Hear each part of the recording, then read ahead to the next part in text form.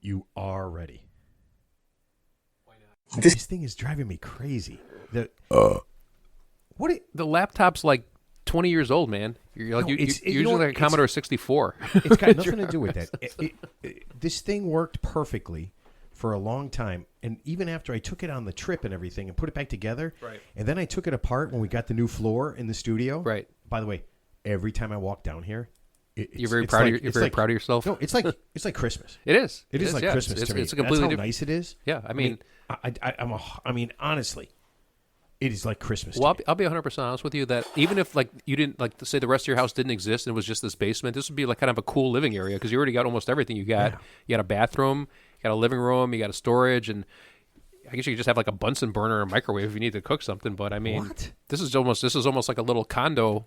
Oh yeah, down here. If I had the money, I you know what the really messed up thing is? I've always had the money to do this. I did. But you know how it's funny how I'm so cheap. That is one of my biggest issues. Yeah.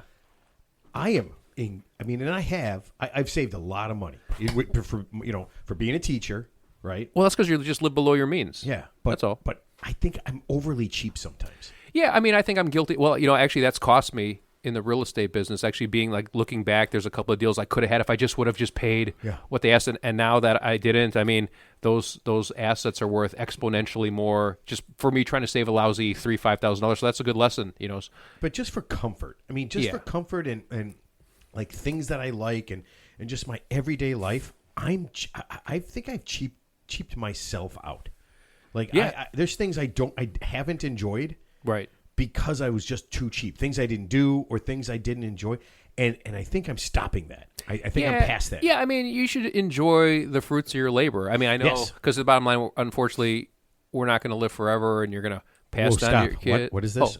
This is maybe you are, not just I'm talking about the rest of us. This is just a new concept to me. Okay, so you're gonna die, man. Hopefully it's on your terms, yeah. But I mean, and then you're gonna, you hear about all these stories about people who've saved frugally their whole life, and it turns out, I think there was a guy. He was like a secret millionaire. He lived a very modest lifestyle. Secret millionaire? No, I mean, like nobody knew. He just lived. He dressed very average. He knew though. Yeah, he knew. As long as he knew. And then he passed away, and he had like say $2 million, and he worked a very nominal job, but he was so frugal, he managed to save all that money. And then I think he died intestate without a will, and then the money ended up getting donated to either like a library or like some distant relative he never met before because he was only like living heir. Yeah, so I mean, so he didn't even have a chance to enjoy it. So, I want to start. There's no nobility in that. I mean, it's like one of those good. It sounds one of those good sound bites that sounds good for like a nanosecond when you read it in the paper, but it's like no, it's not. It sucks. You earn that money. At least, go to Vegas, man. I mean, go to Europe, go to Czechoslovakia, do something, So your three choices, just right off the top of your head, not. There's more options. Europe, yeah. Czechoslovakia, and Vegas. Well, no, there's Philippines. There's Vietnam. No, there's Thailand. We're not going to do your weird sex fantasy Thailand, stuff in Vietnam and No, Thailand. actually, it's sex reality. Okay. Not your weird sex reality stuff. Yeah. There's no fantasy there. Yeah. That's all reality. Yeah. I am 100%. But this guy died. Hey, congratulations, you did it. You get a gold star. It's like the equivalent of getting like a gold watch. Or sticker if you worked for a company for 45 years, or just something you get like a card. Hey, you worked here for 45 years. Congratulations! Here's your gold watch. Here's your gift card. Awesome. Here's your gift card to Chili's or Applebee's. Because you were here for 45 years. I mean, there's no badge of honor in that shit. Yeah, you know that, right? I never got, and I get watches are like a status symbol.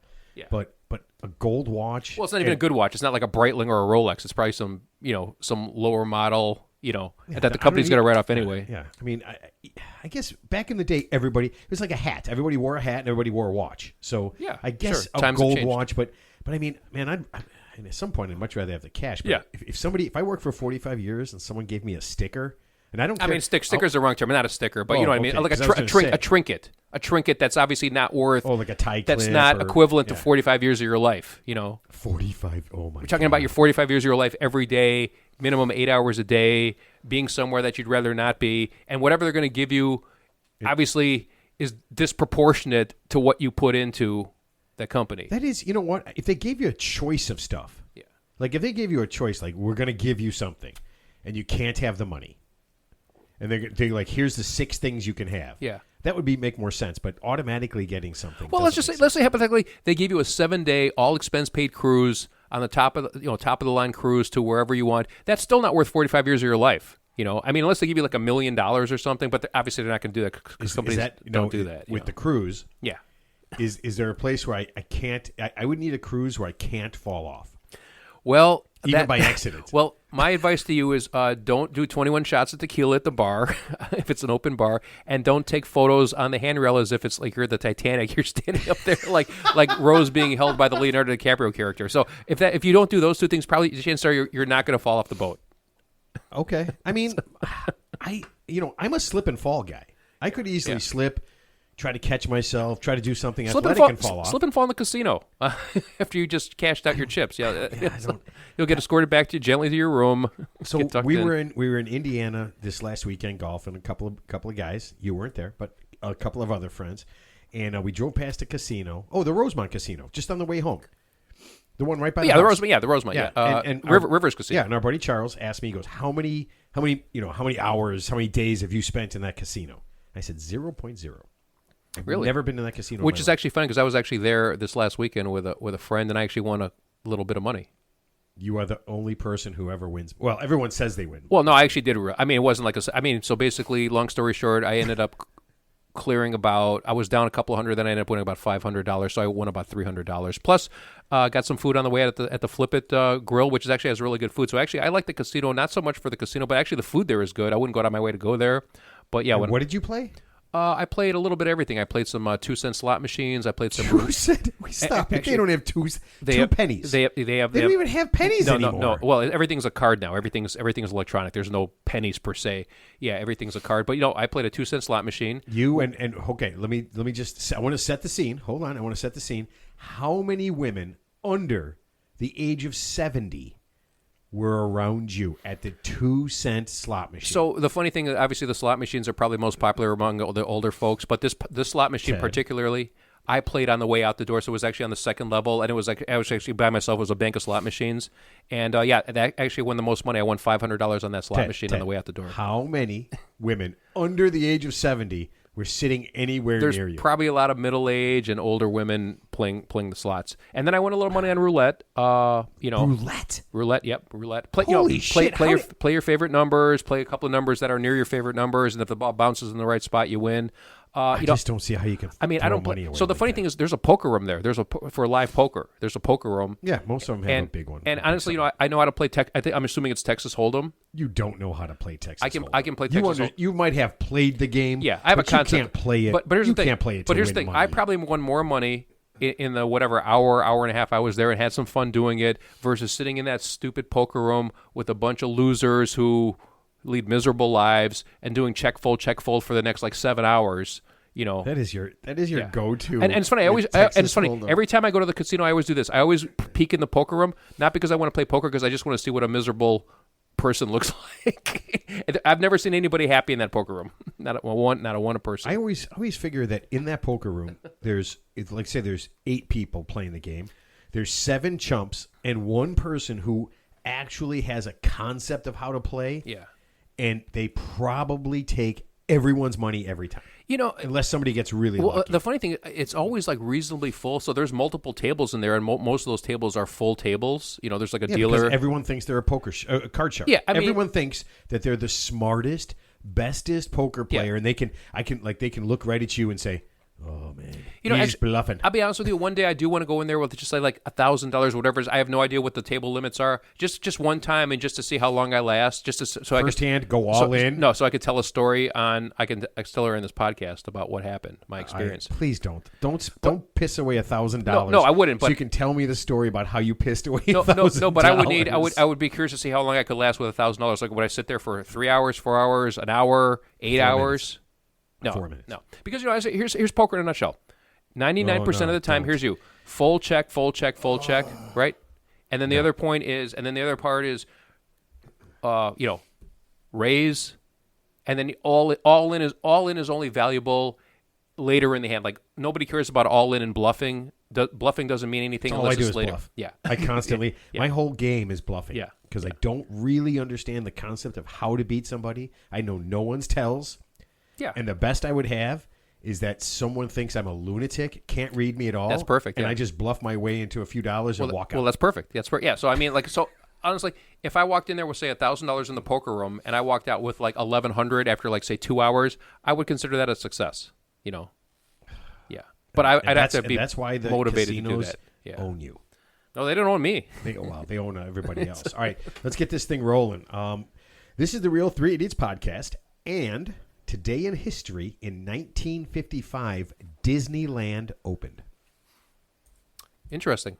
Yeah. Actually, a side story. Walt Disney, who, by the way, obviously, I think he was a Nazi sympathizer, by the way.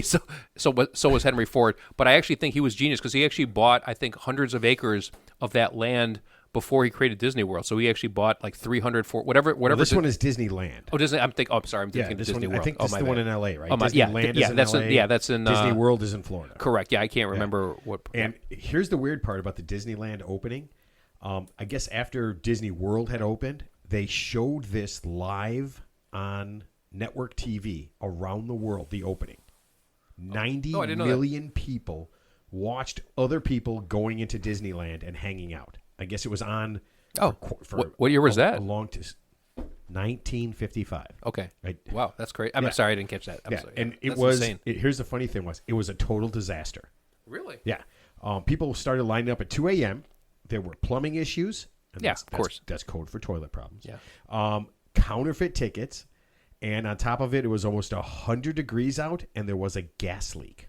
What part of California is Disney? I think it's in L.A. No, it's not in L.A. It's I can't Google it. My phone's going to die. I'm 100% sure it's in the L.A. area. It's in that area. Okay, I mean, we'll check it out later. But yeah, Anaheim. I don't know. Anaheim. Shit like that. Anaheim. Yeah, I've actually never been to Disneyland ever.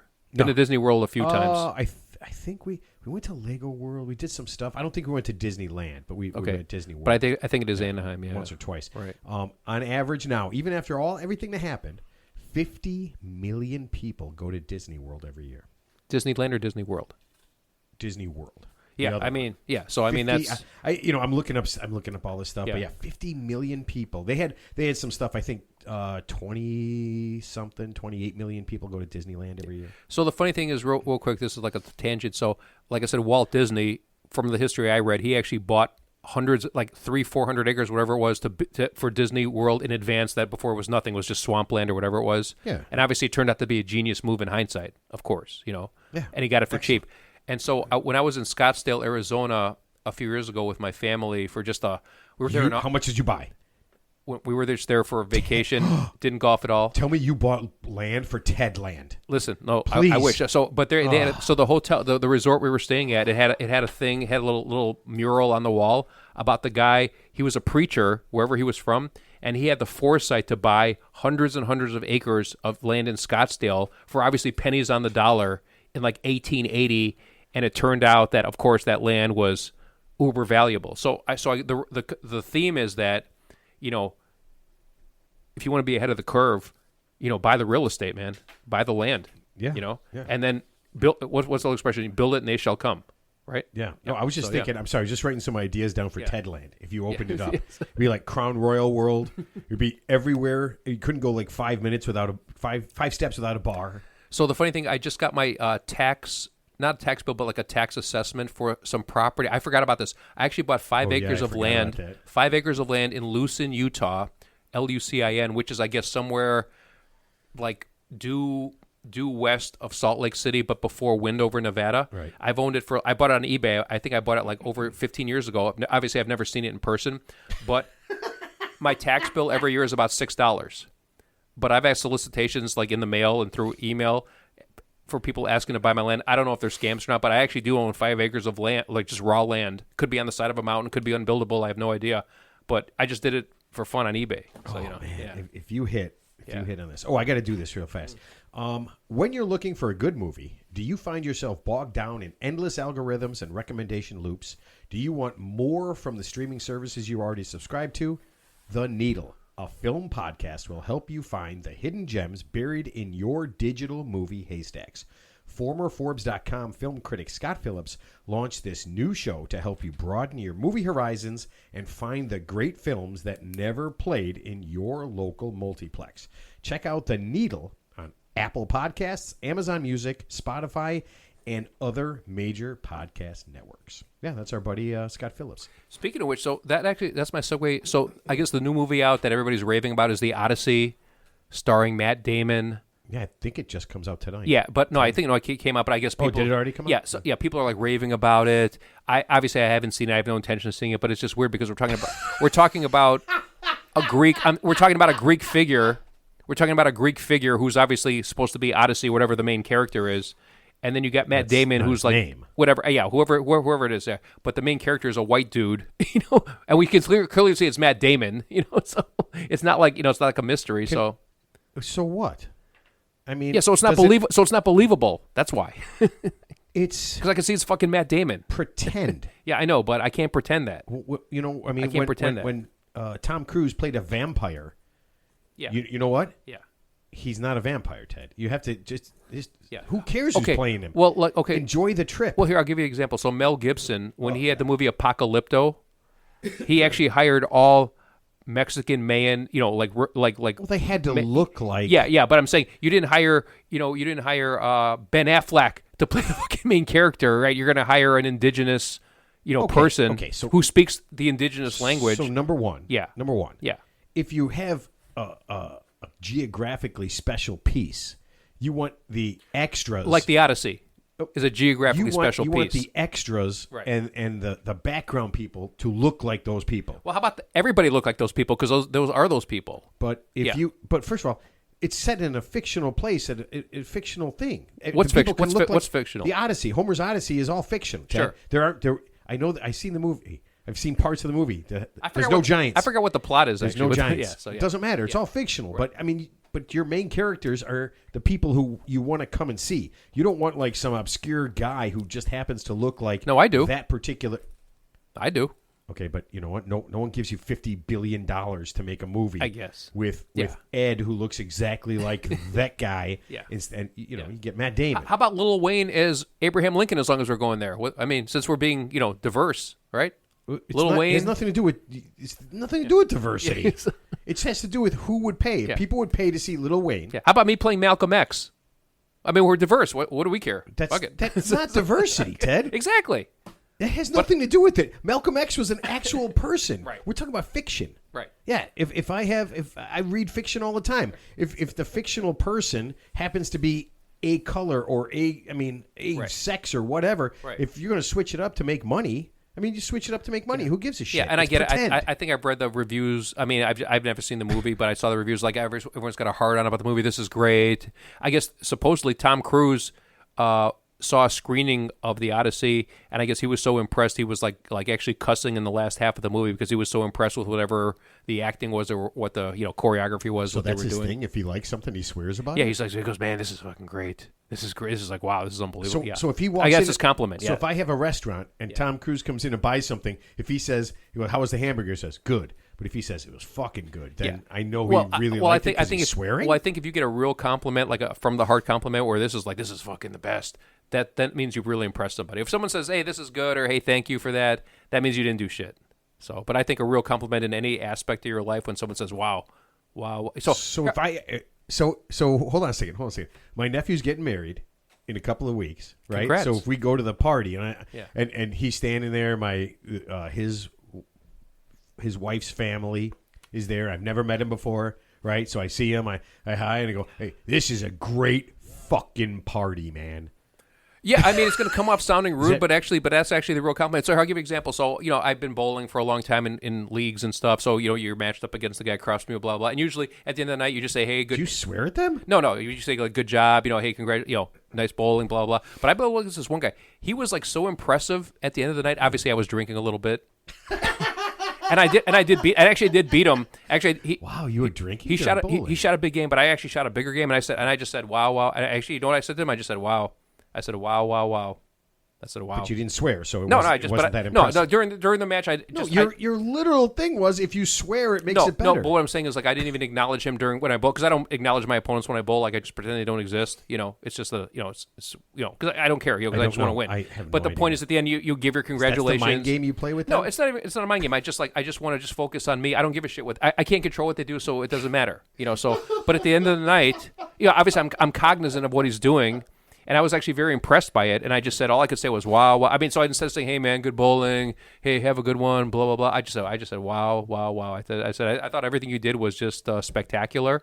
And, I didn't cuss or anything. But not like goddamn spectacular. Yeah, I mean, yeah. But I was like, and plus he was wearing this like big fucking wristwatch on his, like a big watch. I mean, like, wow. I'm like, how can you do that with wearing a fucking like Swatch watch or something? Like a Swatch? Like a Timex. He's wearing. Think he was wearing a Swatch? Like, doesn't everybody have a fucking like time on their phone? Why do you even wear a wristwatch?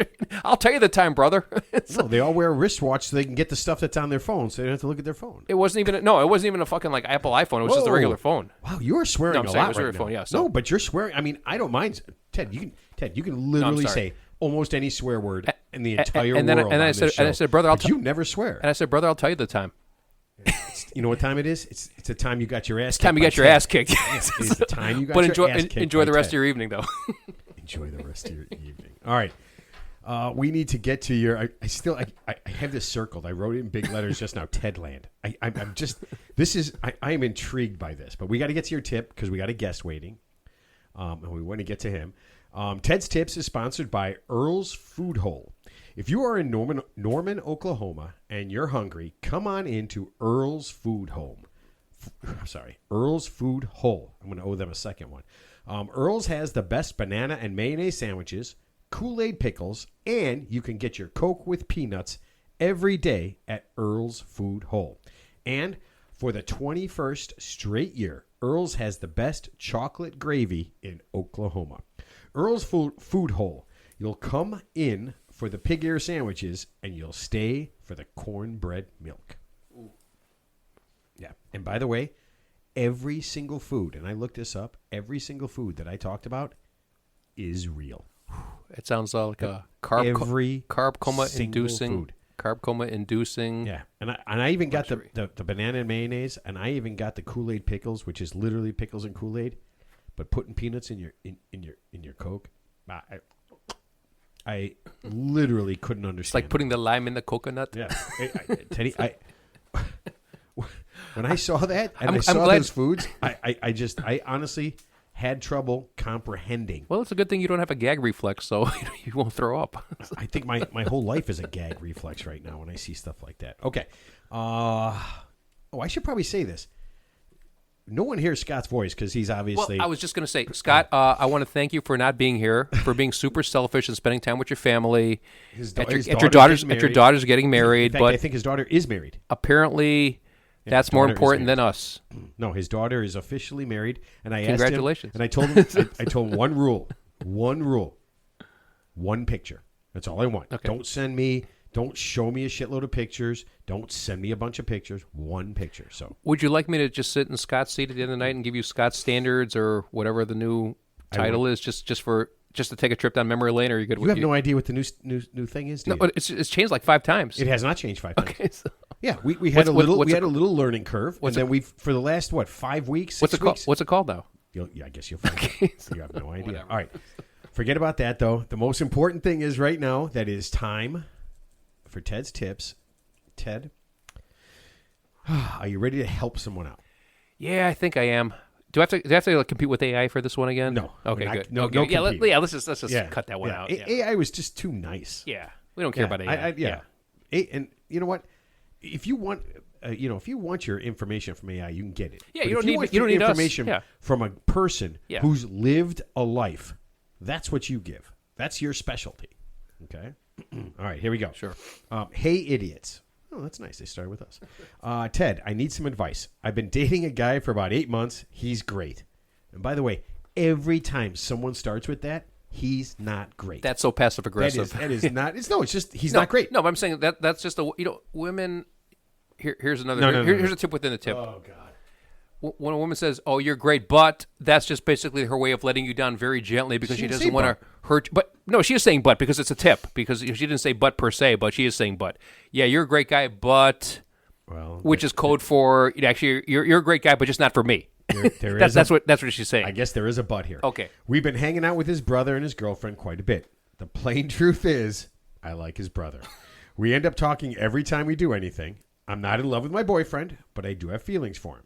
Is there any scenario where I could break up with him and start dating his brother and not look like, and this is my favorite thing, a complete and total whore. I know there's a million fish in the sea. I just live in a really small pond, I guess. Figure out a way for me to do this. Lori, 37, Las Vegas, Nevada. And then she adds, that's a big space. I can do better than buy you guys drinks. If you are ever in Sin City, I work for a pretty large hotel chain. And if you like shows, I can get you into just about anything. I appreciate it, but I'll just take the drinks. Yeah, and who's the whore now? That's us. We're the whores. I'm sorry. We are the whores. Okay. We're guilty. All right, so Lori wants to break up with her boyfriend and go out with his brother. Okay. And she's going to have to sabotage his brother's relationship. Yeah. So can she do it without looking like a home wrecking whore? Well, obviously Las Vegas and the Las Vegas proper area is actually not a small pond. It's a pretty big area. Well, I think she's populous saying that, area. She's saying that she's in a very her ecosystem, whatever her ecosystem is. Yeah. So here's what we all know over time: the cover up is actually worse than the crime. And I'm not saying you're committing a crime. So the first thing you want to do is not disguise it and just say you don't want to. Here's what you don't want to do: you don't want to break up with your current boyfriend under false pretenses and then resurface a couple of weeks later with her brother, because that's going to bring scorn upon you, not, depending how your level of, you can handle it or not. So what I would suggest is just be, I mean, it's hard to say, but yeah, just be honest. Just say, here's the thing. You could break up with anyone. Be honest. You know what? I think your brother's way better than you. No. Obviously, you're going to let him down gently. That's like saying, well, here's the equivalent. So here's the equivalent. It's like a woman saying that, hey, I just need to go find myself, which is code for I just want to bang a guy with a bigger penis than you. Penis size has nothing to do with it. I know that, but I'm just saying when a woman every says time that is your Ted. What happened to you? No, I'm just saying. But I want to know what happened. No, I'm just saying when a woman says I want to find myself, that's actually code for I just want to find somebody better than you. That's what it's code Correct. for. Penis to size, all guys, regardless of penis. Regardless of penis size, yeah.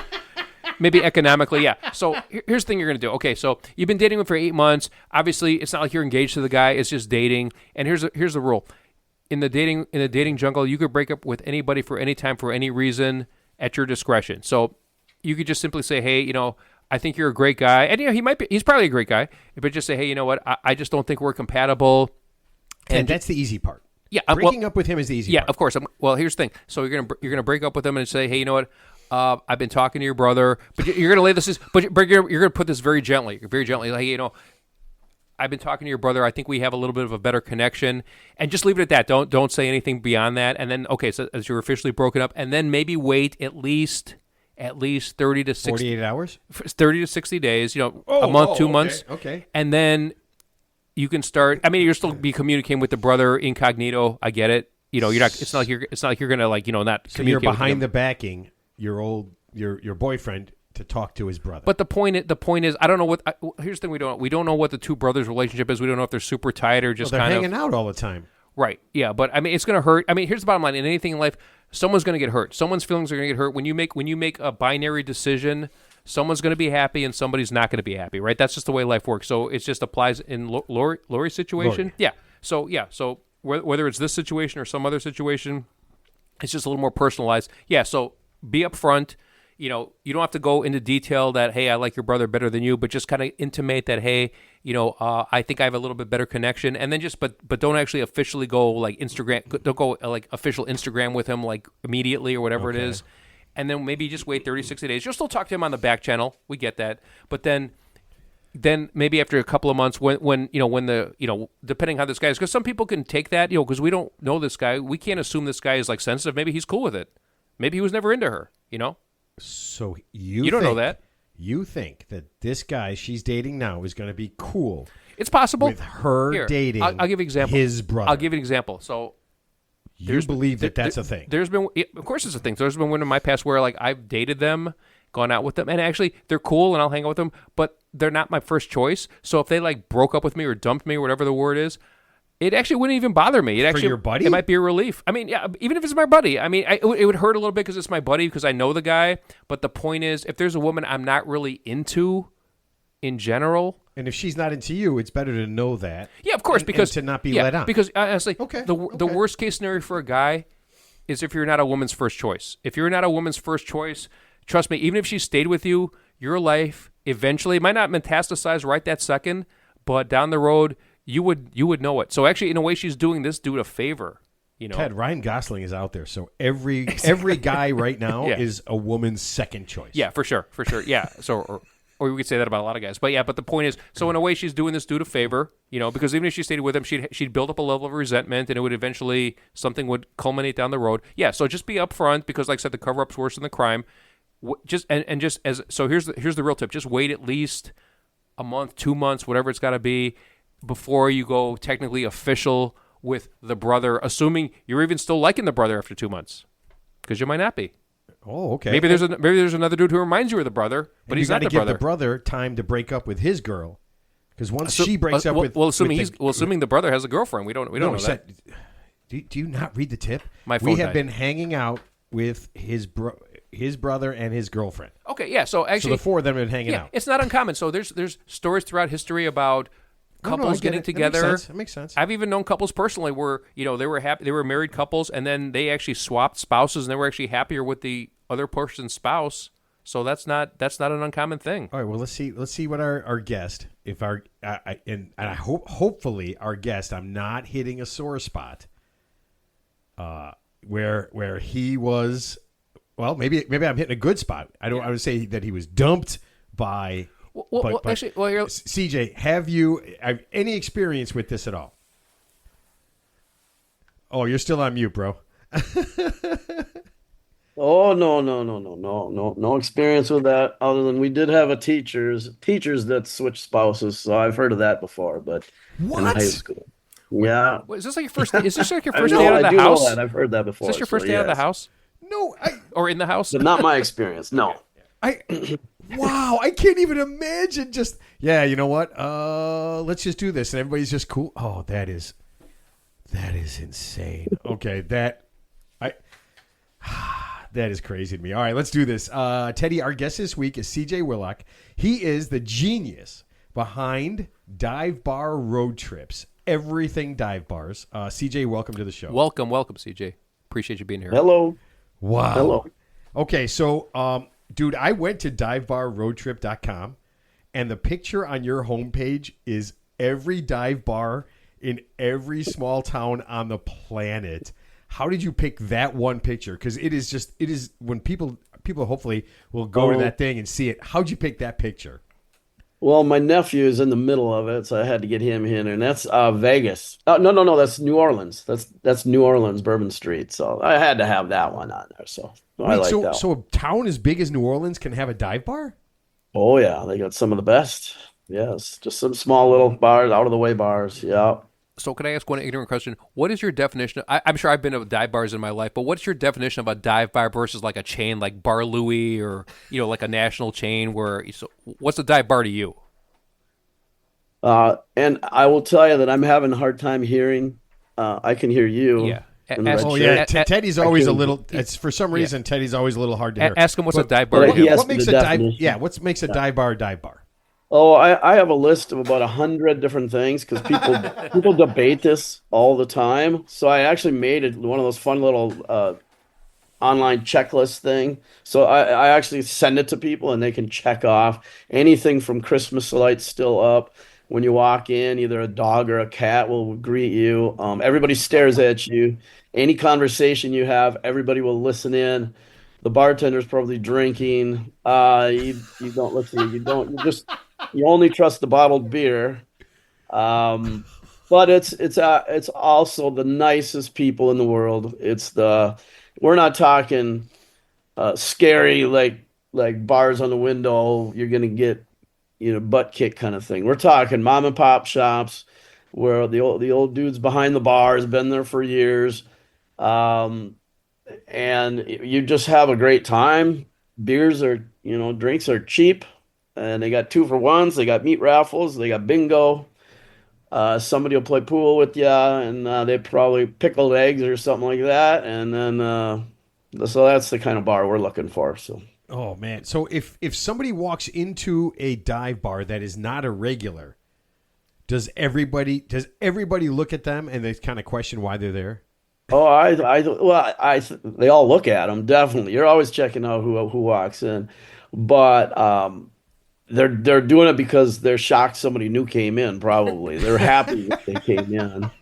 There wouldn't be a negative; it'd be a positive. So, they're like, "Oh, cool! Somebody's new here, and where'd they come from? What's their story?" So you'll have a lot of questions, and probably get a couple beers bought for you.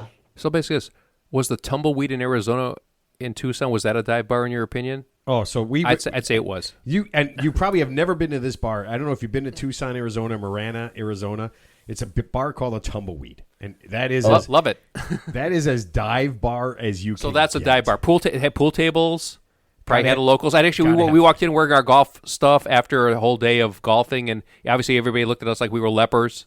Okay, from Ellis Island. So if we walk in with polo shirts from golf, and I mean, it's a dive bar. Does anybody have sleeves on their shirt? Everyone's dressed like a cowboy. They might not, but they'd still welcome you though. They would welcome. All right, so why dive bars? I mean, you obviously, as I was reading through your stuff, you've been hitting these things, and you go on trips, and you're going to all these dive bars. Why'd you pick dive bars?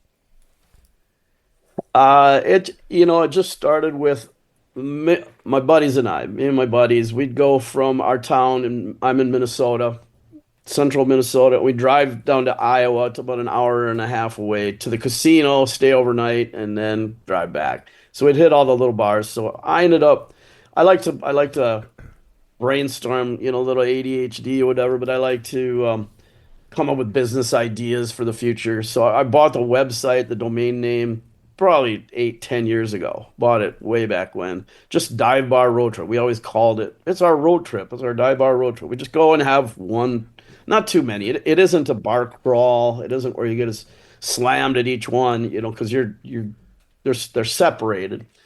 But it just became more of a. And then I just got into the basketball, sweet, 64 NCAA March Madness. So I said, well, I should do something with dive bars there. So I started calling it March Diveness, and ran that for several years. And I would just pick bars. Some of them didn't even know they were in the contest, so we put them in. Yeah, I had a couple of people say, "Well, but nice if you told me." But it got to be where now it's we just ask for nominations on the Facebook page primarily, and we get enough now. We get tons. We have to go through them, and I'm still trying to find computer programmers and things that could help me with some of that kind of stuff. But for the most part, it's going pretty well. But yeah, so you have. So what you're talking about is you have per state dive bar contest 64. Well, like a cheat sheet. Is there a cheat sheet? Teams 64 bars. Wisconsin was 364. Wow. 364. Yeah, we started with three. I had 4 groups of 90 plus bars each. So I ran them one each day. So I had to put a post. It's all Facebook based because a lot of these bars are mom and pop bars, and they may have a website, but a lot of them don't. So Facebook is their primary means of communication. So we try to promote Facebook and their Facebook page, and so yeah, I have found out that you can only put 170 posts at one time on Facebook, or you get blocked. So I had to keep all my pools down to less. Yeah, in a row. I'm talking in a row in an hour. So I'm just making all these posts. So I had to do Wisconsin over 4 days. So it took 94 each day. And that was just purely whoever the top, I think it was 16 out of 90, or was it? Everything's running together right now. So it's yeah, no worries. 32, no worries. 64. So yeah, 16 out of 90 made the 64. And then, so now, like Wisconsin, we're right in the middle of. I'm at the Sweet 16 right now. Thursday is when I'll do those. But they started with 364 bars. So can you ask CJ what's like your top, like say 5 criteria for a dive bar? Like what's like he gave his criteria. No, I mean just for he gave his criteria. Teddy literally told you. Pool table, or do they serve food? Is it just alcohol? Is it just like, is there a limit to seating capacity? Like what's like the top like 3 or 5 things where it's a dive bar versus like say a chain restaurant or a chain bar like Twin Peaks or something like that, or Hooters, CJ, what do people base it on? I mean, what are you basing it on? Like when people vote, because people are literally voting for this. I mean, you're not playing a game, but people are voting for their bar, and they're moving on to the championship. And you've already done Illinois, Iowa, and Minnesota. Yeah, what's the ideal Right. what's the ideal dive bar look like? Oh, okay. In my mind. What does the ideal dive bar look In like your for opinion. Ted? Because everyone else heard, but Ted didn't. I did not. One of my favorites in Montana. I think they do a lot of the Sturgis stuff, but I mean, I think there was sawdust on the floors. It was just old. The decor is still from the 30s and the 40s. The bartender's been there 30 years, and you walk in, and it's a friendly place. That's the number one thing is you walk in and sit down. People are going to talk to you. The bartender's going to say, "Hey, where are you from? What you doing here?" And any other, like a sports bar or something, you could probably sit at the bar, and nobody talk to you at all. So I think it's more of a and somebody's going to community. ask you a question, right? Like as soon as Yep. the bartender says where you're from, and you tell them, somebody's going to turn around and go, "Oh, I was in Chicago once, and you do this or do that, or what brings you here? You got family or something, right?" I mean, you're automatically there's a regular who's going to ask you questions. Oh yeah. Yep. They're a definite social, and they could, the bars, they're mom and pop, so they need, help support them as best as we can, keep them in business because they're supporting the community. A lot of those they're open during COVID, so they're serving food or something, or a place to hang out during time. They're a community gathering place. I know several that do potlucks for the neighborhood on Sunday afternoons, just because there's no restaurants in the area or something. So there's a lot of different. But oh yeah, no, it was always. I mean, it was always. We hung out at a dive bar after our softball on Sundays, and the guy always had chili. I mean, there was, his wife made a giant pot of chili for everybody, and we come in after softball or after football or whatever we were doing. Does everybody who runs a dive bar, do they know that it's a dive bar? I mean, do you sometimes you tell people you're in our dive bar thing, and they go, this isn't a dive bar? Yeah, I've had very few owners have been insulted. I think I reached out to a sponsor once to see if they'd sponsor, and they were like a brewery, so they weren't too happy. They're like, "Well, that's kind of insulting." I'm like, "No, I'm asking you to sponsor, not be in it." But they really enjoy being in the contest. 99.9% of them, they're not. It's a term of endearment. I was wondering about that as well, whether people would take offense to that, but I haven't seen it yet. So people are very, very, very supportive and vocal online, though. A lot of people, like the 16 that are probably in there, the 32. There's a couple that people have said, "There's no way," they fight about it online. That it's not a dive bar? Yeah, they'll like the fans. I've been in there, I don't have time to check each bar. I don't know what each one looks like. I kind of leave it up to the fans to, and the winners through the, say, 8 years we've been doing this, for the most part, the ones I've been to, the top winners, they're all pretty good. I don't think anybody wins it that's not truly. I mean, obviously the smallest little bar is probably not going to win the contest. It's going to be a popularity towards the end. It is going to be whoever's kind of got more fans, but getting there, I mean, people are thrilled just to make 364. That means somebody liked them enough to put them in the contest, and then even winning a couple rounds. They're thrilled. The owners absolutely love this thing. They have a lot of fun with it. They also get very, very stressed. I have bar owners that refresh all night. They will sit here and refresh their vote total. Oh, as the vote's going to see if they win? Oh, yeah. Absolutely. And they'll stay up all night. Yes. Multiple owners take it that seriously. So I got a question. So Roadhouse, the movie Roadhouse, not the current one, but the one with Patrick Swayze, the original one, because that was obviously centered around a bar. He was obviously Dalton, the Patrick Swayze character. Dalton was a bouncer. Was that a dive bar? Which one? That's the Roadhouse, not the current one, but the bar in Roadhouse with Patrick Swayze, because the whole movie was centered around. Is that there we go. Would that be considered? Would that be considered a dive bar? Yeah, I think so. Sure. Yeah, because that was an iconic setting, right? Yep. Yeah. Yep. Yeah. Okay, so let me ask you this: what is the difference between a dive bar and a shithole? Yeah. Well, I could tell you, I got some shitholes right now I can tell you about, but I'm like, So the one you want to stay in and one you want to leave. There you go. oh no, come on.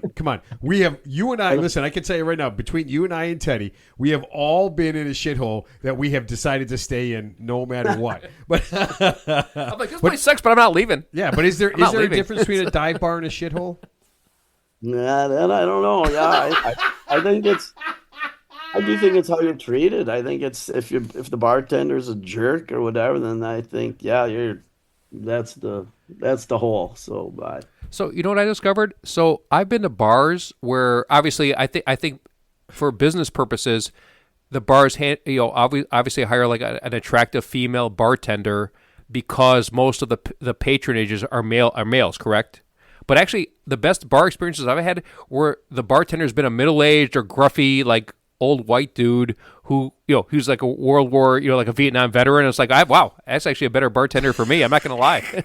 I prefer that. So, 'cause I just want my drink. They'll make a good drink. They will. That's for sure.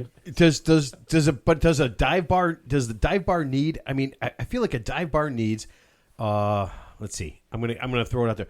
A 46-year-old woman. When you walk in, who's tatted up, who's worked there for 12 years.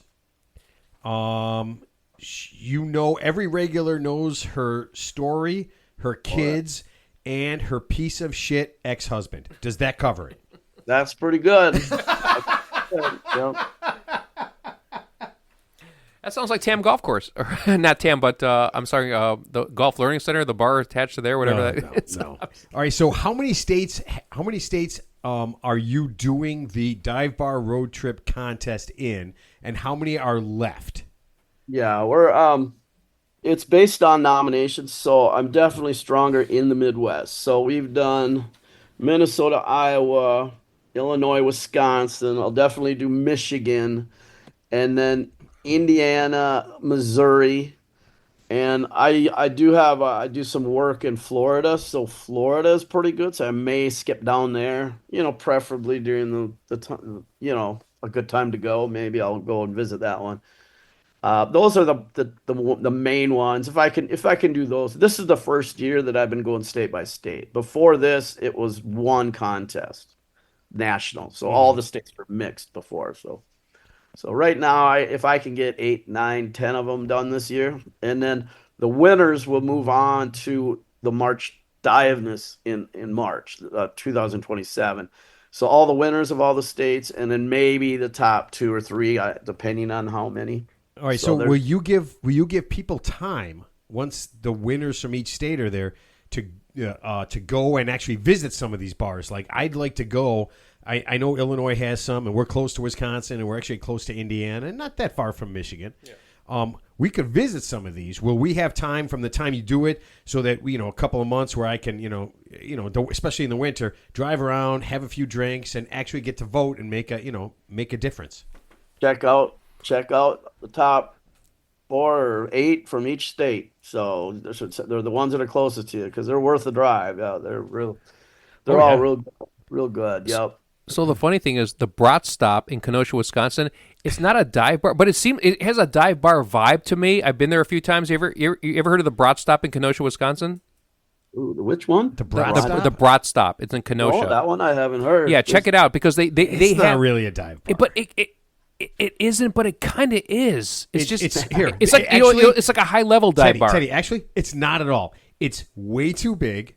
It's big. It's size way too big. Size matters. Too so size matters. A dive bar is. I mean, in CJ, a dive bar is going to be small. That's going to be mostly. You tell me if I'm wrong. Mostly a bar and a few tables around the edges. They serve food. Yeah, they serve food in general.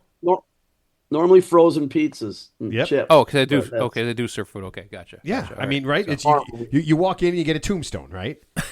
What do you want on your tombstone? There's one here, Wisconsin, that's they have a chicken that walks around, and they bet on what square it's going to poop on. So that's one Nice. of my favorites. No way. I want So rooster. Wait, where is that? I want rooster fighting. yeah, we got it's Mississippi River area by yeah, it's by Winona. So there's a I want there. that. I want to go there. Yeah, we got So is that your favorite? Is that in- your favorite dive bar? What's your favorite dive bar? What's the name of your favorite dive bar so I can AI it and Google it? Mine was yeah, I got it's the I got but it was the one from I have my top 10. I have my top 10 on the website. Yeah, I So saw that. I saw that. yeah, and Plywood Palace is one. What's it I called? think that's Wisconsin.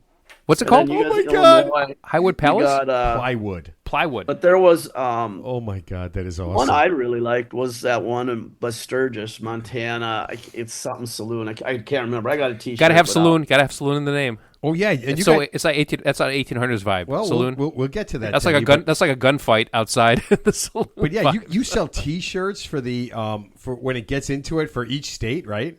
yeah, like the top 16 or so, there'll be a T-shirt, and whether it's a map or whether it's the tournament bracket on the back, we haven't figured. We're trying to figure out which sells better. So Yeah, I was looking at that. That's pretty. I mean, I'm a T-shirt guy.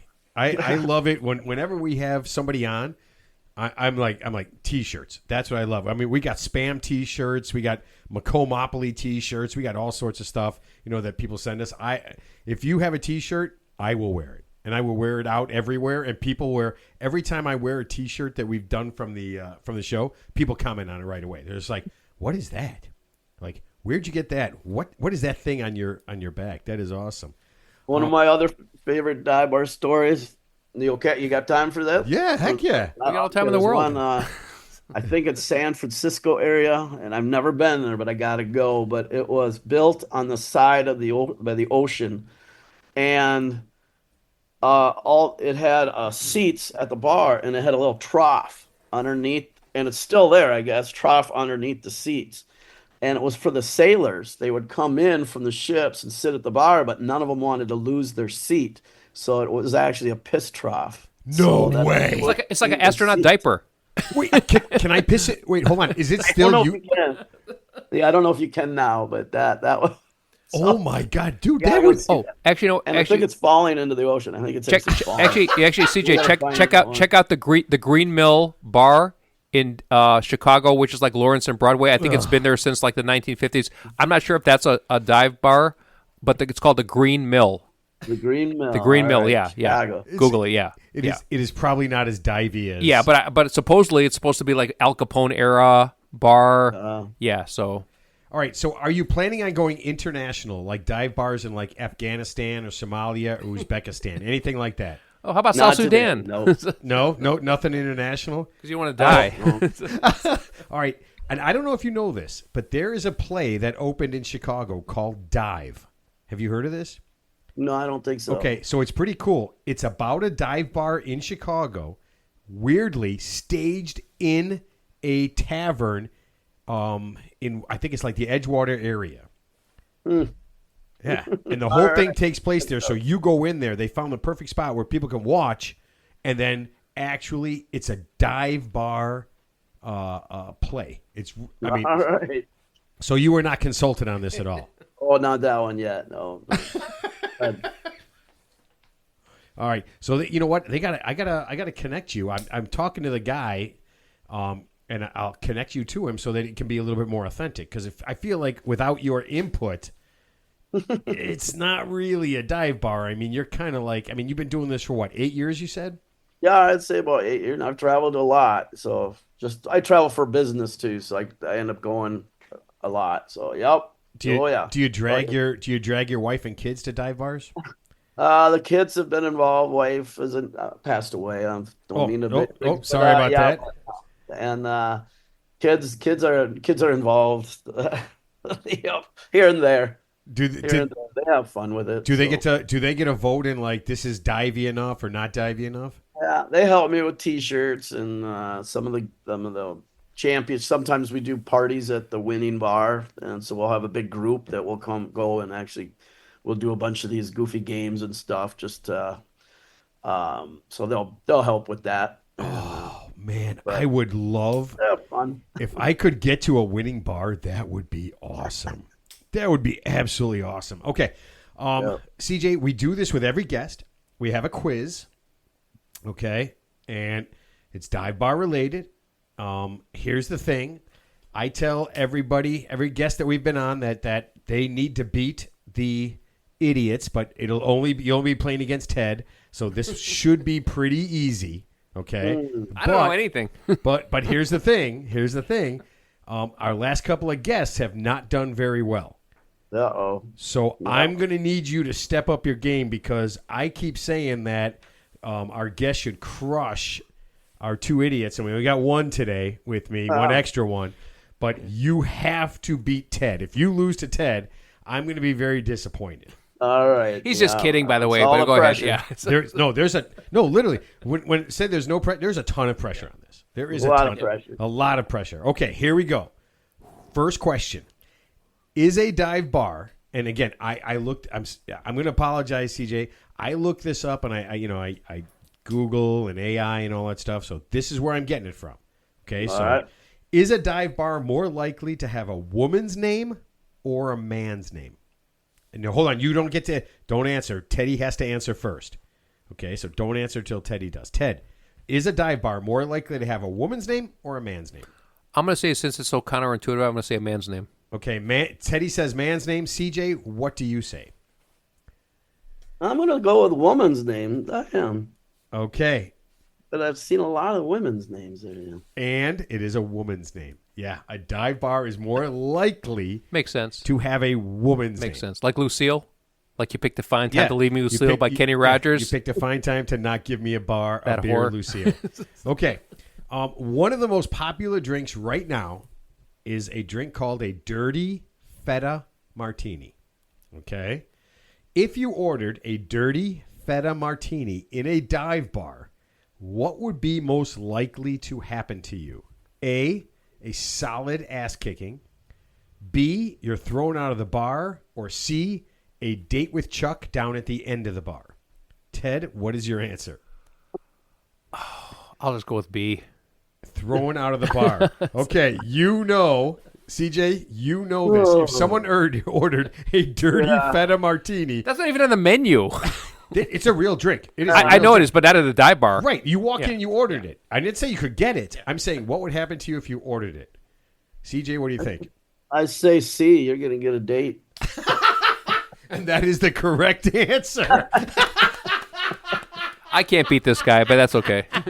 I'm good with that. Okay. Which of these things is not a thing? Are you ready? A Chicago handshake, which is an old style, and a shot of Malort. That's what I'm saying. Yeah, that's what it. In Philadelphia, it's called a citywide special, which would be a Pabst and a shot of Jameson.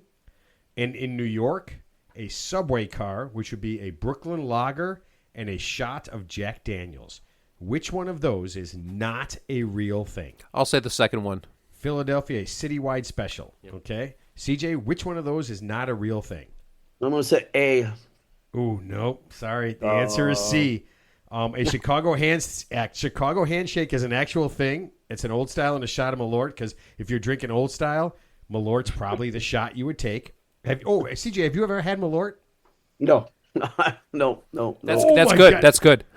Oh my God! Listen, you got it. It's a Chicago thing. I don't know if it's a whole Illinois thing, but you got to try it at some point. All right. Yeah. All right. True or false? The term dive bar comes from having to dive into a basement or cellar to hide your drinking. Teddy, true or false? I'm going to say true. Okay. CJ? All right, I'll go false. Oh, man, you should have stuck with true. Yes, that is how the dive bar term came to it. I guess that's where people, I guess during that time, people would do that to kind of hide their drinking, whether it's from the... Because you're diving away from the public. Yeah, makes sense. Yeah. All right, last one. Which one of these is not found in a jar in a dive bar? Okay, are you ready? Pickled pig's feet, pickled cow eyes, pickled eggs, or pickled turkey gizzards? Which one is not a thing that you can find in a jar in a dive bar? Teddy? I'm gonna say pickled turkey gizzards. All right, CJ. Oh, I know this. It's the eyes. Yep, the eyes is not. Yes. Have you had all of these things, CJ? Not all of them, but I not all of them, but almost all of them. Yeah, they're all three of them. Though the other ones are definitely true. Wait, which one? What have you had? Egg and feet, not the gizzard. Oh my God! Oh man. Okay, so I've never known anyone who's eaten a pickled pig's feet. Yeah, it's more of a taste, just a tip, just a little taste, nothing. And is it as bad as it sounds? Oh yeah, definitely. So here's my question. Here's a curious question. So, have your best experience at that bar, has that been with a female or a male bartender, in general? In your opinion, sir. So CJ, what do you like, a female bartender or a male bartender in a dive bar scenario? In a dive bar scenario. Female. I like the female bartenders. So. Okay. That's fun. Weird. Well, does she have more than 5 tattoos? Is there? Okay, all right. Have you ever seen a female bartender or even a male bartender completely covered in tattoos? Is that a thing? Oh yeah. No. Oh, yeah. Oh God. Oh yeah, absolutely. I'm shocked if they weren't. Is there a jukebox in a dive bar? Yeah, there's always a jukebox. I'm assuming there's no live music, right? There's no like live music or bands. Right? A dive bar's got to be like jukebox only, right? I can't imagine have like live entertainment. They'll have maybe a guy, a karaoke, or a guy with a guitar once in a while on Friday nights. Okay, but it's normally touch tunes that. Yeah, it's usually pretty small, right? It's hard to get somebody. And my last question: what's like the biggest dive bar? Like, what's the seating capacity at your average dive bar? Like, is it like 100 people, 50 people? Because I'm assuming it can't be like a big space. People? I mean, whatever, 50 people. Like, what's like the maximum capacity? Do you even understand what we're talking about? No, I know. Yeah, that's what I'm asking. Like, what's like? 30, 40. 30, 40. Okay, got it. Not a lot, no. Just very few tables. Yeah, I mean, the concept of a dive bar is the bar part, right? Yep. Oh yeah. Yeah, because that's the social part of it. Yeah. So it's a smaller place where it's just more social. Oh yeah, maybe 20. I mean, there's ones where they live there. I mean, they actually you're in their home. So I've seen many of those where they actually live there. So no way, that makes sense. The owner lives there. Oh yeah. It's probably like a mixed use commercial. So the bar's on the first floor, then the living quarters are on the second floor, right? Because they live there. Sometimes it's close. Yeah. Wow. That makes sense. Oh man, that would be so hard if I owned a bar. It'd be so hard not to just drink every single. Yeah. Here, let me ask you that then. Have you ever thought about, since you in every dive bar and everything, you ever thought about starting a bar? Yeah, my buddies and I, we looked at it one time down at, we always said, let's move to Florida. You know, everybody has that dream, you know. You can't find a liquor license down in Florida. The hotels own everything. So, I didn't know but then and there was a local one that was for sale. And the more I thought about it it wouldn't be good. I'd have been divorced and So the funny thing is when I think of like a dive bar, I think of like a cold weather climate because you're more of because it's too cold outside to do anything. So I'd always want to, if I had a dive bar or any bar, I'd rather be in a cold weather climate because you can't do anything outside. So people want to be inside. So if you're in a warm weather environment, it's actually more detrimental to your business. So my thing would be like Montana, like you mentioned, sir. I'd want to be having a dive bar like somewhere in a cold weather climate where people want to get away from the elements and just be in your bar to hunker down during the winter. Yeah, that's perfect for Minnesota, right? Yeah. Yep. Especially Minnesota.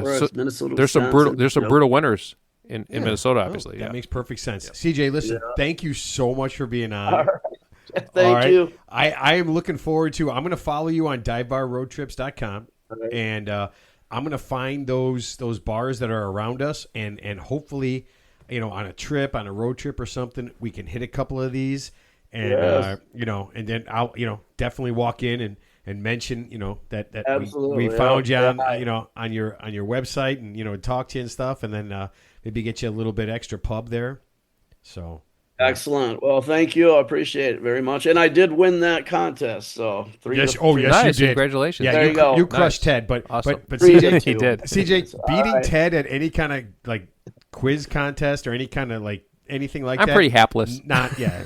I think it's a good. But it's a good start. It's a good start. Good springboard for future endeavors. CJ, thanks so much. Good luck, and I'm looking forward to the Nationals. All right. All right, we'll be in touch. Thank you. Nice meeting you, brother. CJ, take care. Be well. Bye. Take care. Oh man, that is awesome. That was entertaining. Yeah, Dude, I actually did not know. That is awesome. So awesome. What's that bar on Rand Road on River Road? Oh, that shithole right by the Harry Semro Golf Course. You've been there for your softball, but that's a dive bar. That's a dive bar, right? Yeah. I mean, anytime. I think anytime. I've never set foot in there, by the way. What? We were both in there. No, I've never set foot in that bar. Uh-oh. Oh. Uh-oh. Oh, shit. It's gone.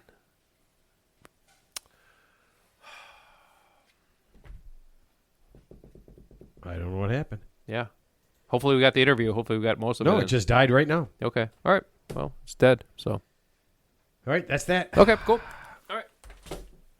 That was easy. What the fuck? I'd never seen that before. That's a new one, so I'm sorry. You're sorry? Well, yeah, I'm sorry. Of course, I wanted to have a final thought and say cool things. We don't do final thoughts anymore. So okay. Well, there's nothing for right now. So. Okay. Oh no, it's still going. Look at that. We thought. Hold on. That is hilarious. We thought the whole thing died. Yeah. Like and we don't. Screen. Yeah. That's awesome. Oh, my bad. It's still going. My bad. Yeah. That's great. You know what? It's just. Yeah. That was the old. Okay. Oh, I know what it was. That was the old one. That was you pressing the wrong button. No, that was the old one. That was you pressing Control Alt Delete. Yeah, no, that was me not getting rid of the old thing because I'm like an hour 33. I'm like, we haven't even talked for an hour 33. So the funny thing, I love the fact that you don't know that we don't do final thought. I don't know anything anymore. I mean, it changes. It's like the protocol's been changing. Our listeners know more about this show than you do. Probably. So let me ask you this: so if I had to build a dive bar based on what this Mr. CJ said, and Mr. CJ, yeah, so not CJ Cullum from the Portland Trailblazers, but yeah. So what I would say is that obviously you want to have a nice older, nostalgic like wooden bar, not like a modern bar, not the steel. It's a dive. The word dive. And then, but not like a full restaurant, but more like. You want to have some food, right? Just like a frozen pizza, some nachos, but not like a full menu. There's no nachos, Ted. You're whatever. Nacho. Yeah. But at a dive bar. And then a jukebox, and then like maybe some stuff on the floor, like peanut shells. Like remember Logan's Roadhouse? So you used to have the peanut shells on the floor. Yeah. It was kind of cool. Ha ha. Are there booths or is it just, there's tables? There's no booths. Yeah, but there's tables and there's just a bar, and it's just maybe like. How do you? And it's 900 square feet. This is what I don't understand. How did you not listen to everything that this guy said and still ask me questions that are insanely been answered? How am I making money on this bar? That's all I want to know. Am I doing this for free? No, it doesn't cost. I mean, it's not big. Yeah, no shit. And you're getting those people are coming in every day. Right. Every day. But I mean, you can only charge them like a certain amount. So I'm just saying from a business point of view, yeah, I get it. You have the regulars, we love them, blah blah blah. Yeah, but the point is, nights you have like ladies' night. But you're gonna have like bingo. All the big gals come in. You have like bingo. You have like a ladies' night. You have like happy hour. You can do all that stuff, right? Oh yeah, it's on a smaller there's scale. Absolutely a happy hour. Okay. Oh yeah, for sure. There's a happy hour. There's a beer and a shot special. But you have to love the business. You have to love the business versus like you're not there to like. This is neighborhood people. Yeah, but you're not there to make like a huge profit. You're just there to like more service the neighborhood. Correct. Yeah. I mean, you're doing your thing. I mean, it's no because you got to love it. A dive bar is no different than a hardware store. You're not making $1 billion at the an Ace Hardware. How about $1,000? Yeah, but you're not making $1 billion at an Ace Hardware in Podunk, whatever. Right. I mean, you're just it's a service. But you're doing it because you love it. It's not really about the money. It's more about the experience. You love being in a dark bar and giving people alcohol? Yeah, but I'm saying you're not gonna. I'm just trying to think logistically. The markup on beer and actually hard liquor is probably minimal, so you're probably not making a profit, to sustain yourself unless you actually are already independently wealthy and you're just doing it for fun. What? No one has a bar that they can't live off of. What do you think? They're just wealthy. There's wealthy people who retired and open up a dump. Right, no. But I'm saying you're not going to charge your average patron tens of thousands of dollars. So I'm just saying it's a business you have to love that's near and dear to your heart. And you might make a little profit, but you're not going to make like $100,000 profit, right? After all expenses are paid, right? Correct? You could. Really? If you do it right. What are you having like Gold Flake fucking martinis for like $200 or King Louis the 14th? I mean, I don't know how much you could make on that, but I mean, people. I mean, it would have to be a living. It's not your. I mean, if you have a bar, it's a reasonable living. A dive bar is open from early in the morning till late at night. Right. Yeah. So, but do I want to be there 18 hours a day, or I'm going to hire somebody because I don't want to be there? Teddy.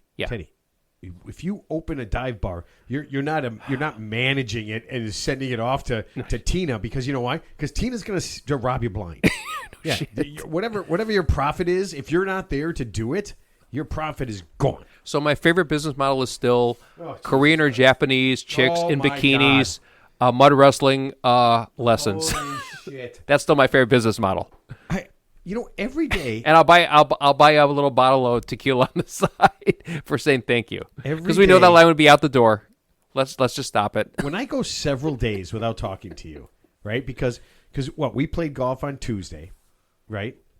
Last Tuesday. Oh, I forgot. I forgot you existed. No, we had the show last Tuesday. Oh, that's right. And then we didn't do anything until Tuesday. That's because you've been fun gallivanting in the countryside this whole time. Every time we go multiple days, 5, 6, 7, 8 days without talking to each other. I know, it's like I'm meeting you for the first time. It's weird. I forget you're not brain damaged. Well, I forget that you exist, so we're even. I literally forget that you're not brain damaged. Honestly, if I don't get a text from you that says, I just got a hole in one, it's like you don't even exist to me. It's like, why? It's like you're just out there doing whatever. I think you made a dent in the universe, which is cool. I appreciate that. I know why we have 3 idiots. No, there's only 2 idiots. To stop you from talking sometimes. Yeah, it is. It's literally to limit your ability to speak. Let me know when the last thought is. We don't have that anymore. Okay. So are we ending it soon? Jesus God almighty. Do you have somewhere to go? Sure. But anyway, before we leave, I just want to say, Scott, thanks for abandoning us. Because your family and your daughter's wedding is more important than us. That's cool. I appreciate that. But we won't forget, but we won't forgive. How much of that bottle did you drink? Not enough. Let me see. Yeah, then there was another bottle there. Don't show me the one that's full or half full. Show me the one you finished. We forgive, but we don't forget. Oh, my God. All right. Scott. I got to do this. Teddy, did you know that Gisele Bündchen has a twin sister? I thought you said Jizz Bündchen for a second there, but I'm sorry. Oh, my God. I'm sorry. So much of that bottle. Obviously, she must be very... I mean, I'm assuming the sisters think she's as hot as the real one, right? I don't know. The real one? Because if she's a twin sister, right? Ted, there's not real. It's 2 sisters. Okay. They both exist. Yeah. But did you know that she had a twin sister? No, I had no idea. Yeah. No concept, yeah. Yeah. So. And I, because I was looking at it, I found this thing the other day, and she's got a twin sister, and her twin sister is very attractive. Yeah, obviously, I'm very sure. Attractive. Yeah. And then I started thinking, wouldn't it be cool if more insanely hot people had twins? Yeah. Yeah. And then I started thinking, could you imagine 2 Ryan Goslings? Ryan Gosling. Ronnie Gosling. I did see Ryan Gosling the other day on some unrelated matter, but so I guess he's married to Eva Mendes, I believe. But then they showed like his dating history, no like who way. they showed it, like who he went out with, and of course went out with attractive women. Maybe. Yeah, obviously, he's got those little pouty lips. Of course, he's like the alpha male. Blah blah blah. So, but when's the last time he even made a movie? He made quite a few movies. Yeah, quite a few. No, but lately, not that quite a few movies lately. I actually get Ryan Gosling confused. No, you don't. Not with Ryan Reynolds. Don't say with that. Ryan Reynolds. Oh, don't say that. Because they got both the same Ryan. Oh my God. And they're both average looking white guys. So I don't know. So I'm not banging them. So what do I care? Where's the button to turn off your microphone? Okay. Here's the wildest thing about Gisele Bündchen having a twin sister. Okay. The rest of Gisele Bündchen's family, including her parents, and I'm not trying to be disrespectful in any way. Oh, you may. Pretty unattractive. Well, that's like Michael Jordan. So Michael Jordan's parents, I think like the father was 5'10", the mother's like 5'6", and then like the one son, Marcus Jordan, he's like 5'9", but then Michael Jordan was 6'6" and like a freak athlete. So obviously it's just some weird genetic thing that... Yeah, they showed it. They had a family picture. Yeah. And honestly... The weirdest thing is Gisele Bündchen and her sister literally do not. If you had to cross out 2 things, like, all right, who doesn't belong in this family? Yeah, I mean, it's just some weird genetic thing where But her parents aren't really. I figured her parents would have to at least be like, I don't know, like physically in shape. Or, no, it doesn't matter. Pretty face or good looking. Well, look at the opposite. Look at the opposite. Think about Doug Flutie, who was an NFL quarterback. Very athletic. He wasn't very tall, but the point is, or Boomer Esiason. He obviously married a super attractive woman because he's Boomer Esiason. He's an NFL quarterback, but their kid ended up having that's not a thing. No, but I'm saying, but their kid's got got Down syndrome. Or what about? I don't think he does. No, what's his name? That's completely different. Or the famous actor, the Irish guy. What the fuck? No, who's the Irish guy? The Irish guy who's like Colin Firth or Colin Farrell, who's very good-looking guy. Of course, he married like a supermodel, right? Because he's a. Are you going to say his kid is his? His kid's fucked up. Yeah, Ted. Yeah, not his fault. Not his fault. Not. Yeah. But what do you mean not his fault? It's not anybody's fault, Ted. That's not the concept of right. what we're talking about. I'm just talking about attractiveness. No, but I'm saying that. But the point is, just because you have two super attractive people who procreate together does not guarantee that your kid is going to be a better version of you. Ted Williams had a son who obviously wasn't even a quarter of the baseball player he was. He tried out for the Boston Red Sox back in the day, like the minor league farm system back in the 50s or 40s, wherever it was. Yeah, he wasn't like his dad. So yeah. Those are So there's no guarantees. There's no guarantees. All of those things are not the same kind of analogy. Why not? It's just what we're talking about. It's just not the same kind of analogy. But I'm saying if you get like the two best, like if you take the highest value athletic woman and the highest value athletic man, and they procreate, there's no guarantee that their kid is going to be even like not even like the same as them, but even like a quarter of them. They might not be athletic at all. There's no guarantee. That's what that's DNA. How did Giselle Bündchen's parents, who are not attractive? I didn't even know that. I have no idea. Yeah, I know that. Yeah, so yeah. How do they make two awesomely attractive people? That's a completely different thing. Yeah, because it probably skipped a couple of generations. So maybe like they take the genetics of. So I need to. Okay, they have the genes of like someone who was like their like third like distant great grandmother or something. I'm writing it down right now. Giselle Bündchen's grandpa and grandma are hot. Okay, so I'm going to type that in Google later. So is Giselle Bündchen's grandma totally? So, hot? but they showed like some video, not a video, but photographic footage of like some guy from like the 1800s, just some random dude who looked just like Brad Pitt. He was just some random guy who lived whether it was England or America, but they showed like he literally looked like Brad Pitt, but obviously he wasn't Brad Pitt. But the point is, he looked just like Brad Pitt, just like him. Sure, positive, yeah. There's people throughout history. When photography was obviously available, I think photography came out in the 1800s, whatever. But yeah, so they showed just average people wherever they were, and they said, "Oh, this person looks just like today's modern superstar." And that goes back to my original thesis of like, how many people were walking around back in the 13th century that obviously they're just peasants in Europe, who probably died of the bubonic plague. But the point is, they had no concept of sports. But let's just say there's some dude in the 13th century who might have been the greatest golfer of all time, but he didn't even have a concept of golf. I can't deal with this when you do this. Then let's just end it. I can't. All right. Before we get to the last thing we're going to do. Oh, but not last. Have no idea. Not final thought. So it's not final thought. How does this happen? Yeah. How does this happen? I miss final thought. When did that end? It's not. It didn't end. It's just a different concept. Oh man. All right. This is pretty cool. Nicaragua's president, I think his name is Daniel Ortega, has made life easier for everybody in Nicaragua. I heard about what happened, but go ahead. Yeah. He canceled all future presidential elections. That's good. It just eliminates a variable, make life simpler. Yeah, that's what I'm saying. That's exactly what he did. So I did the math. What's the problem? And if you live for 70 years in Nicaragua and you aren't forced to vote all the time, you can save almost an entire year of your life. I like that.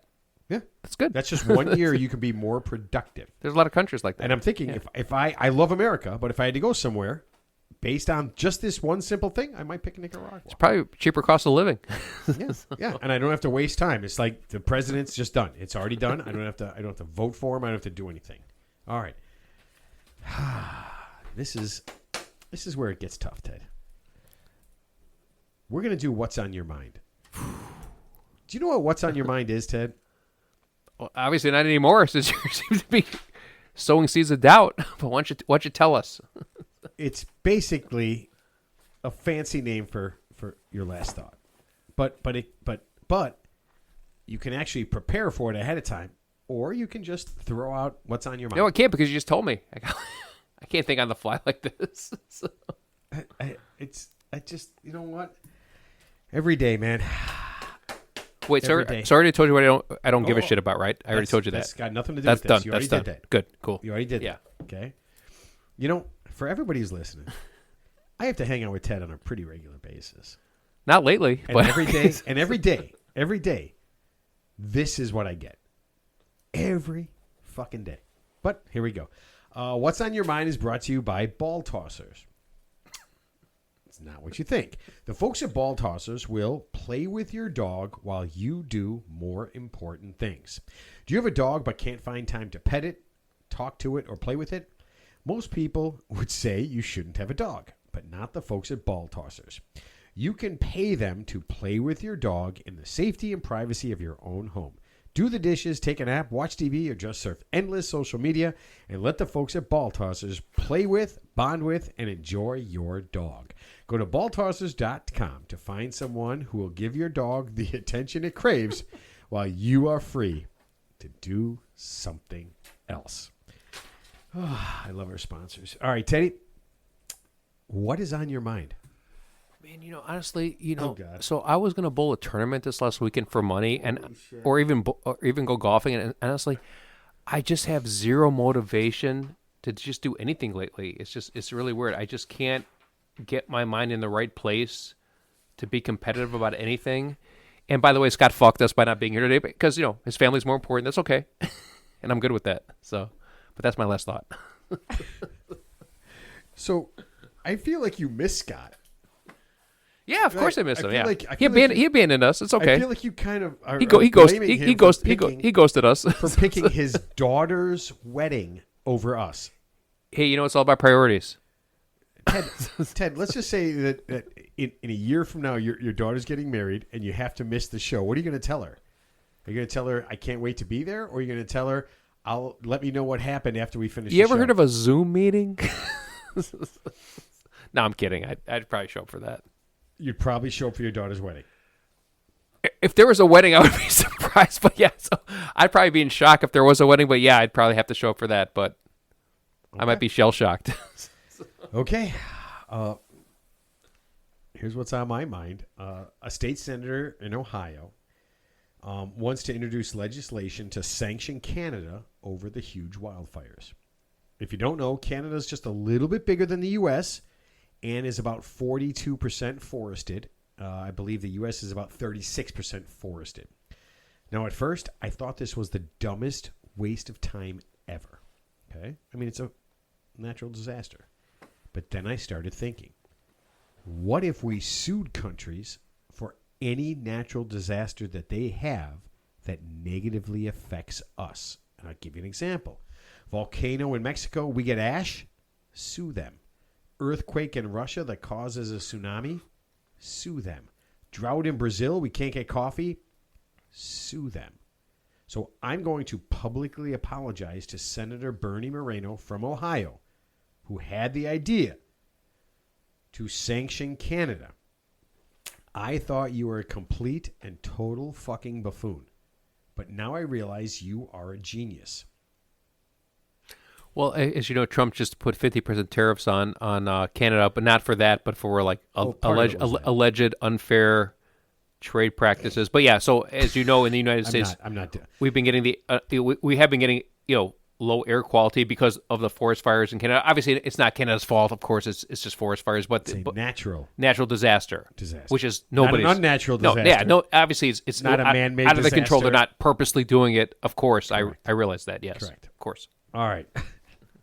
Oh, my God. All right. Next week, Scott is back. No guests unless something crazy comes up. And you know what? Knowing what happens at this show, something crazy could. Ted, go ahead and say goodbye. Why does Scott have a better pen than me? That's my final thought. We don't have that. Folks, if you have a friend like Ted, text me. I'm getting email me and let me know. I'm getting a chimpanzee how to deal with this. A chimpanzee birthday cake vibe. 128 shows, and I'm getting a little frustrated. Scott gets a birthday cake, and I don't get anything. What birthday cake? We didn't get him a fucking birthday. I know cake. that the pen is the birthday cake. That's the analogy. Ted, say goodbye. Please say goodbye. All right, that's Ted's way of saying goodbye. Listen, we love you guys. Keep listening, keep enjoying, and we will see everybody next week.